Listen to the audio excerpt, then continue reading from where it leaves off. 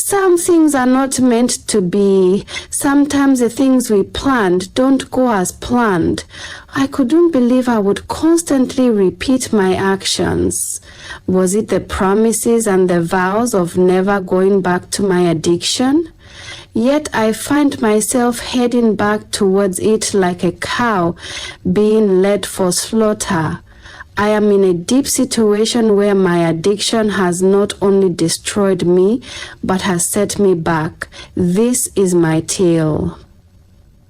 My name is Amade. When it comes to the things of God, I am well dedicated. But not everyone who appears to be holy are what they seem to be. I am addicted to the pleasures of lovemaking. I had tried everything possible to burn the quenching desire of my lust. It was something I couldn't do on my own. Far be it.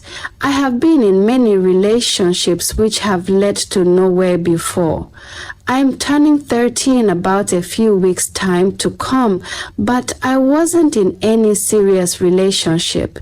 In fact, I was so unfortunate in the hands of the wrong guys who had no regards or feelings for me. They were always interested in my body. Did I tell you? I was fully and naturally endowed as a woman. With that, I was able to trap men so easily. Even married men were also part of my games.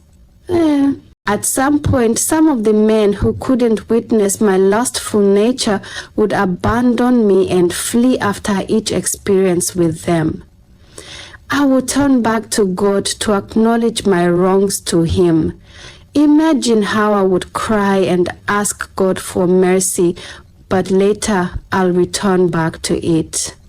Lord, please, this is the last time I will ever do this.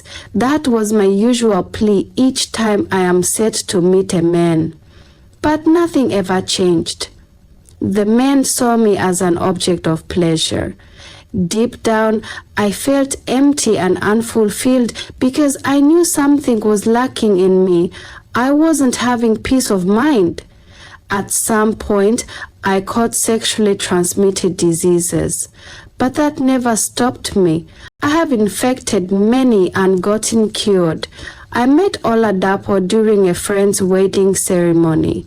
I had asked God to reveal to me the one who would change me from my addiction and also put a ring on my finger. I wanted to get married as others are doing. When I met Oladapo, he was quite different from other men. In my own definition of different, Oladapo was a well-to-do businessman. He was wealthy and influential, and known to me there was no difference in him. He was just like other men. In fact, his passion for love-making exceeded mine. Our relationship felt empty. It was solely built on love-making. I found out I was struggling to love since I couldn't read his mind because of the gift he would get to appease me when he wronged me. I was sorely blinded by them. That wasn't the kind of change I wanted in my life. In fact, I hated myself the more and felt guilty each time I remembered my biggest problem. I had lost count of my body counts. Oh, when will it last? And how long will it continue? That's what I ask myself each time I was left in thought. If God knew this would make me fall into sin, then why did He create it? Not until I had an encounter one fateful night while returning from Oladapo's house as usual. He had called me and ordered me to his house, as she always did. Left with no choice and in fulfillment of my desire, I concurred. Do you think Imade would overcome this? What do you think will happen next? We'll find out in the next episodes ahead. At first, when I saw the screen light on my phone flashed on and his name was written on it, my heart missed a beat because earlier on I had prayed to God to help me to overcome my lustful desire. Right after my prayer, his call came on. I found myself dancing to his tune. "Hello, Imade, are you home?" he had asked. "Yeah, I'm home," I answered with a heavy breath. "I want you on my bed right this moment." My heart sank. I was scared that I was going to accept, but unfortunately I did.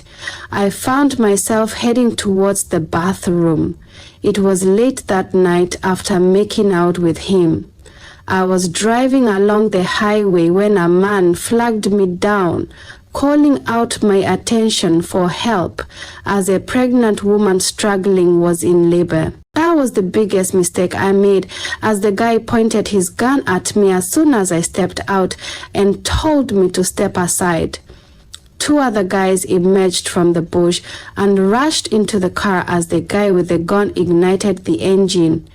The pregnant woman who was in pain earlier seemed to be up and doing, and then it dawned on me that I had been robbed, and my kindness has led to my downfall. I was so devastated and stranded in the middle of the highway. It was a dangerous place to be found at that hour of the night because of the high rate of kidnappers and armed robbery on that axis. All vehicles were at high speed and no one seemed to be stopping. Suddenly, a car slowed down towards me. I flinched back in fear as my heart stopped beating for a moment. A dark-skinned, handsome guy stepped out of his car. It was a SUV model car. It seems he had noticed my distress and I needed help. He approached me. "Are you all right? Why are you standing here all alone on this dangerous road?" he asked, looking concerned. I took a step back. If anything was to happen to me at that moment, no one was going to help me out. The cars were all moving in speed. Who doesn't know the popular highway in Doai? I was left at the mercy of this handsome stranger before me. I broke into a sob. He reached out to me and touched my shoulder. "Can we at least leave this location? He is not a safe place to be." He stretched out his hands to me. At first, I was reluctant, but I had no choice. "Hurry, let's go. This isn't a good place to be," he said with a hint of urgency. He grabbed my hand and we left for his car. He drove away in silence. Along the line, he asked if I was okay. I couldn't respond because I was in deep thoughts. I just lost Oladapo's favorite car. I told him to stop me when I was a stone throw from my street. He marched down the brig. I alighted muttering, "Thank you. I don't mind taking you home." I heard his voice in the distance. "Dad?" I was so troubled to respond as I walked down my lonely street that night to my gate. My heart was racing. Oladapo had warned me not to take that car that night, but I had insisted and left my own car in his car. We had her. Also warned me to return it in good shape. What was I going to tell him? That his car was stolen in the process of trying to help out someone in a dying situation? Jeez! I slammed my door so hard as soon as I stepped into my apartment. I was doomed. Oladapo wasn't a patient man. I wondered what was going to happen to me next. Suddenly, my phone rang. Looking at the screen, his name, Freepout. I fidgeted uncomfortably. I "Hi, Presh, are you home?" as he fondly calls me in abbreviation to Precious, a name given to me by him. "Yes, I am Phil. Fine." I stammered. I was scared of breaking the news to him about his missing car. He would never support the fact that I wasn't shot by the robbers over his car. He was a greedy and selfish man. I would be needing my car before noon tomorrow to attend a get-together party. I needed to match a striking resemblance with my outfit. My breath seized for a moment as I cut the call. Should I just escaped and run away? No, actually he would track me down. My head was bringing different ideas to my head. What will I tell him? Oh Lord, please help me. I cried out as I paced about restlessly. I decided to face him instead. I braced up myself and went to meet him that morning, boarding a cab from my home to his location. It was past 9 a.m. already. His reaction got me more scared when he saw me without his car. What do you think will be his reaction? She mentioned he was not a patient man. What does she mean by that? The gate man opened the gate and greeted me cheerfully. Good morning, the only legitimate madam. I wasn't in the mood for his jokes. I just answered him quickly and asked where his boss was. Just when he was about to respond, Oladapos spoke out. Where's my car? I was so startled because I never expected him to be outside. He was sitting in his garage and I didn't notice it because he was sitting in a secluded corner. Presh, where's my car? I thought I told you I'll be needing it before noon to attend a party. I stammer. Patrick cut me. Are you just going to stand there and stammer? Where's my car? He asked, feeling a bit intense in his pitch. He wasn't patient. Something happened last night when I was on my way home. I paused and swallowed hard. Continue. What happened? Oh, Pat, Sonia, so see domestic problems, a man domestic problems coming together to share it with me. You were robbed last night on my way home. I stared deeply at him. You were robbed? The last time I remember you didn't carry cash with you, so what were you? He paused. Don't tell me you were robbed of my car. I lost it, Ola. They were going to kill me if I hadn't handed it over to them. I defended myself. Then you could have chosen death over my precious car. Do you know how much that car is worth? He said, coming closer to me. I adjusted back. Ola, please, we can still get it back. We could go to the police station to have it tracked. Dear. Just before I could say the next statement, a slap flew across my cheek, causing me to stagger back. I looked up at him. Aladafo has changed to a beast. He was losing the strap of his belt. He was going to do it again. He was going to hit me after promising he wouldn't do that again. I tried to run, but he grabbed me. He tried to drag me into his house. I struggled earnestly with him. Entering that house was going to be the end of me. I threw a punch at me, and that was it. I woke up into a room with bars all around it. I saw some people there too. Was that enough reason to have me detained? I sat down and tears poured down my eyes. Oladafo was never going to love me no matter what I do for him.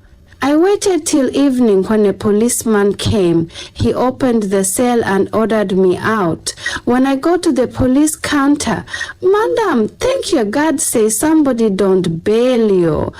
You for suffer for the sale. Na ye tep day quick. You and chief wetin. You na fit get.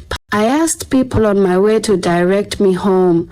A man was kind enough to offer me 1,000 naira as a transport fare to take me to my destination. I thanked him and went my way. When I got home, I began to cry. I made a decision to change. I promised myself of never meeting Oladapo again. That night, I freshened up and took my meal. I was too tired to go online, so I went straight to my bed. The next morning, I heard a knock on my door. I'm coming. I wasn't expecting anyone. I walked towards the door and then I met the shock of my life.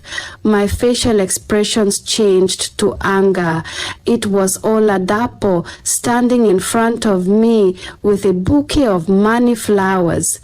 I knew what he wanted, to apologize for his wrongdoing. What do you want from me? He stretched out the flower before me.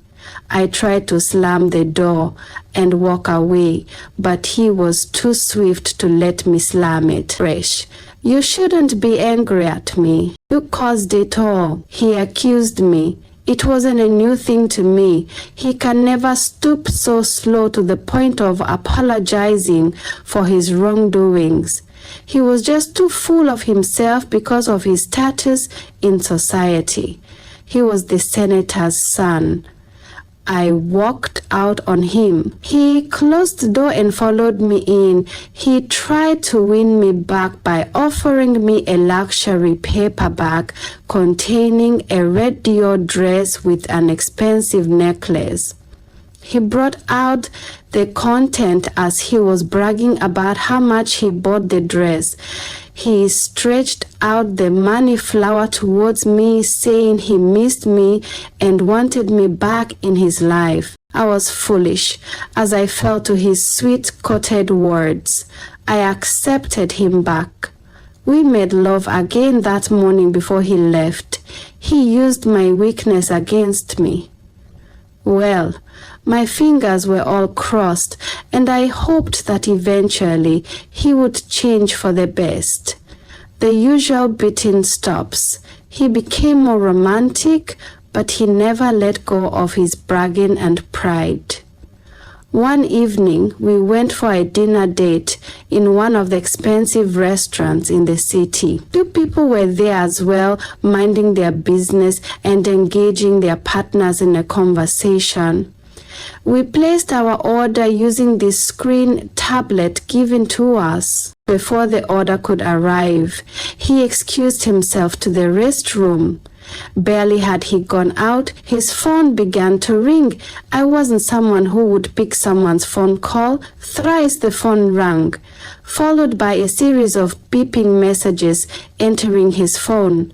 I became curious and wanted to find out what it was. Luckily, the phone wasn't with a password. That was when I met the shock of my life.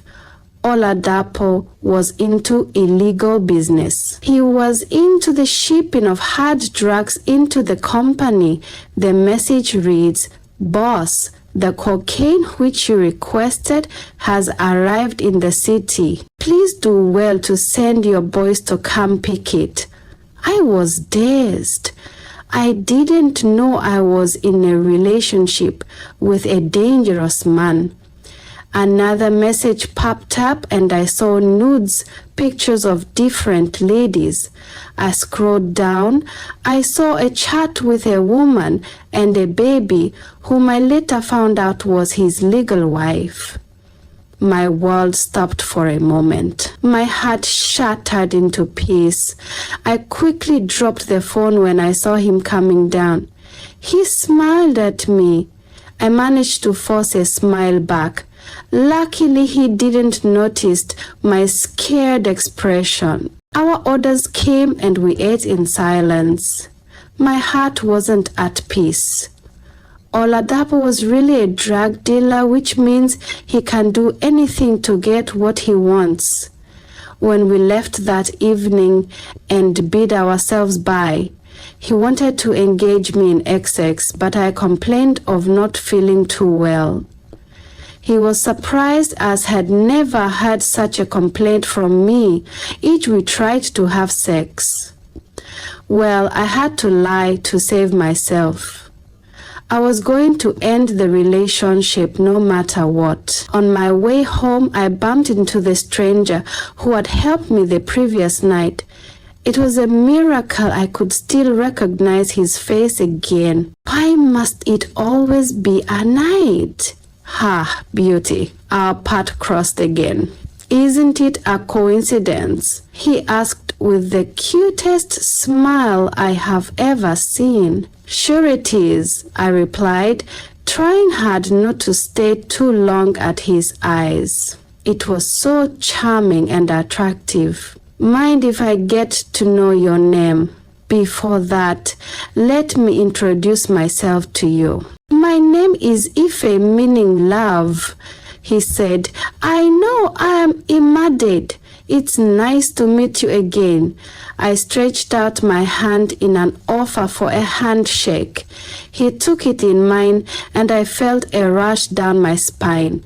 Not the usual erratic feeling, but a different feeling. I couldn't explain. He offered to drop me home. When I came out of his car, we bid each other goodbye and left. He didn't even ask for my number. I wondered as his car drove out of the estate. I smiled to myself. I kept on smiling as I pushed my gate open and went in. Once inside, I leaned against the door and let out a deep sigh, a faint smile tugging at the corners of my lips. My room was as I'd left it, always neat, with the scent of my strawberry perfume scenting through the air. I placed my handbag on the table and walked to the mirror, staring at my reflection. My cheeks were slightly flushed, my eyes brighter than usual. "What's wrong with me?" I murmured, a soft laugh escaping her lips. I had never felt like this before. This strange, unusual feeling fluttering in my chest, this inexplicable excitement mingled with curiosity. Was it just his charm, or was it something deeper, something unexpected? My phone buzzed, interrupting my thoughts. An unknown number flashed on the screen. Hesitant, I picked it up. "Hello?" I picked it up. "Hi, is this Imade?" a familiar voice asked. My heart skipped a beat. "Yes, who's this?" "It's Eve," he said with a chuckle. "The guy who dropped you off earlier." My eyebrows shot up in surprise. "Ife?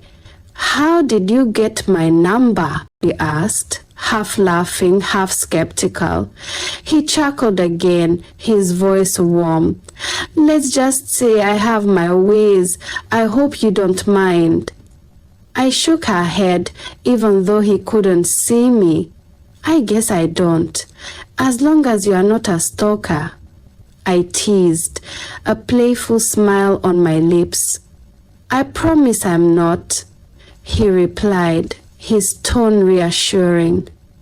"Actually, I was calling to see if you'd like to have dinner with me tomorrow. Just a casual outing, no pressure." He stressed it, hoping for a positive answer. I hesitated. Honestly, my mind was racing. I didn't usually agree to things like this so quickly. Even I was lustful in nature, but there was something about him that made me want to take a chance. "All right," I found myself saying the word. "Dinner sounds nice. Great," he said, the excitement evident in his tone. "I'll text you the details."